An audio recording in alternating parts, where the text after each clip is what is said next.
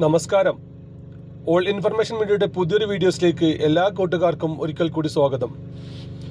July pension കാത്തിരിക്കുന്ന ആളുകൾക്ക് വളരെ സന്തോഷകരമായ വാർത്തയുമായിട്ടാണെന്ന് ഓൾ ഇൻഫർമേഷൻ വീഡിയോസ് വന്നിട്ടുള്ളത്. നമുക്കറിയാം, കഴിഞ്ഞ വെള്ളിയാഴ്ച നമ്മൾ കാത്തിരുന്നു. അന്ന് ഏതാനും കുറച്ച് ആളുകൾക്ക് മാത്രം പെൻഷൻ ലഭിച്ചെന്ന് പറയുന്നുണ്ട്. ഏതായാലും പിന്നീട് അത് സെർവർ തകരാറ് മൂലം പെൻഷൻ വിതരണം അന്ന് നടത്താൻ സാധിച്ചില്ല. പിന്നീട് ശനിയാഴ്ച ലഭിക്കുമെന്ന് പ്രതീക്ഷിച്ചെങ്കിലും അന്നും ലഭിച്ചിട്ടില്ല. ഞായറാഴ്ച ബാങ്ക് അവധിയും. ഇനി എന്നാണ് പെൻഷൻ ലഭിക്കുക? വിതരണം ഇന്ന് തുടങ്ങുന്നുണ്ടോ? അതുപോലെ തന്നെ പെൻഷൻ ലഭിച്ചുകൊണ്ടിരിക്കുന്ന ആളുകൾ ശ്രദ്ധിക്കേണ്ട കാര്യങ്ങളെക്കുറിച്ചെല്ലാം വളരെ വിശദമായി നോക്കാം. അതിനു മുന്നോടിയായി ഓൾ ഇൻഫർമേഷൻ മീഡിയയുടെ വീഡിയോസ് നിങ്ങൾ ആദ്യമായിട്ടാണ് കാണുന്നതെങ്കിൽ ചാനൽ സബ്സ്ക്രൈബ് ചെയ്യാൻ മറക്കരുത്. നമ്മുടെ ചാനലിൽ ഒരു തരത്തിലുള്ള മത രാഷ്ട്രീയ കാര്യങ്ങളും വരുന്നതല്ല. ഗവൺമെൻറ്റിൽ നിന്ന് ലഭിക്കുന്ന സേവനങ്ങൾ, ആനുകൂല്യങ്ങൾ, അറിയിപ്പുകൾ എന്നിവയെക്കുറിച്ച് മാത്രമായിരിക്കും വീഡിയോസുകൾ വരുന്നത്. ശ്രദ്ധിക്കുക, ഗവൺമെൻറ് അറിയിപ്പുകളും സേവനങ്ങളും എപ്പോൾ വേണമെങ്കിലും പുതിയ മാറ്റങ്ങൾ വരാം.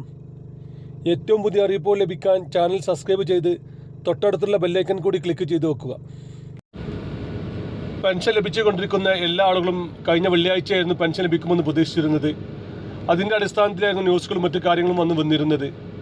പക്ഷേ നമ്മൾ മുകളിൽ പറഞ്ഞതുപോലെ തന്നെ വളരെ കുറച്ച് ആളുകൾ മാത്രം വന്ന് പെൻഷൻ ലഭിച്ചതിന് ശേഷം സെർവർ തകരാറ് മൂലം അത് നിർത്തിവെക്കുകയാണ് ചെയ്തത്.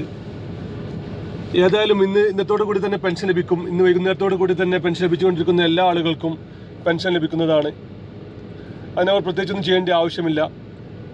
പക്ഷേ തുടർന്ന് അങ്ങോട്ട് പെൻഷൻ ലഭിക്കണമെങ്കിൽ നിർബന്ധമായി ചെയ്യേണ്ട കുറച്ച് കാര്യങ്ങളുണ്ട്. നമുക്കറിയാം, ഇപ്പോൾ പെൻഷൻ മസ്റ്ററിംഗ് നടന്നുകൊണ്ടിരിക്കുകയാണ്. ഏകദേശം ഇപ്പോൾ അവസാനിക്കാറായി.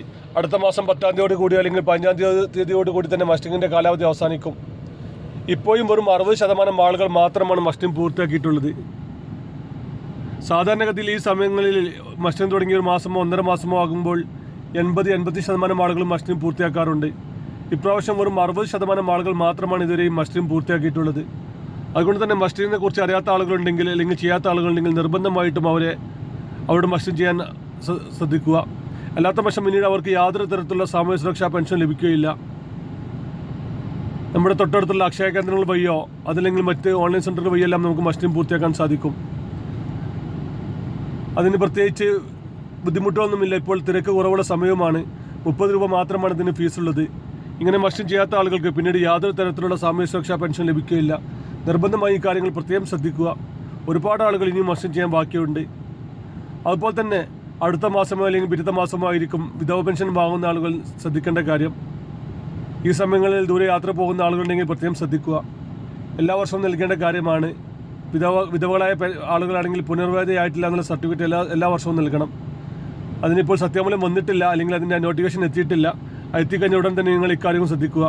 അതുപോലെ തന്നെ ഇത്രയും കാലമായി വരുമാന സർട്ടിഫിക്കറ്റ് നൽകാത്ത ഒരുപാട് ആളുകളുണ്ട്. അങ്ങനെയുള്ള ആളുകൾ വരുമാന സർട്ടിഫിക്കറ്റ് കൂടി നൽകാൻ ശ്രമിക്കുക. സർക്കാർ പറയുന്ന കാര്യങ്ങൾ യഥാസമയത്ത് ചെയ്തു കഴിഞ്ഞാൽ മാത്രമാണ് തുടർന്ന് അവർക്ക് പെൻഷൻ ലഭിക്കുകയുള്ളൂ. അല്ലാതെ പിന്നീട് അവർക്ക് യാതൊരു തരത്തിലുള്ള സാമൂഹ്യ സുരക്ഷാ പെൻഷൻ ലഭിക്കുകയില്ല. വീഡിയോ ഇഷ്ടപ്പെട്ടെന്ന് കരുതുന്നു. ഇതുപോലത്തെ ഇൻഫോർമേറ്റീവ് വീഡിയോ ലഭിക്കാൻ ചാനൽ സബ്സ്ക്രൈബ് ചെയ്ത് മറ്റു കൂട്ടുകാരിലേക്ക് ഷെയർ ചെയ്ത് കൊടുക്കുക. നമുക്കൊരു പുതിയ വീഡിയോസുമായി കാണാം. അതുവരേക്കും എല്ലാ കൂട്ടുകാർക്കും നന്ദി, നമസ്കാരം.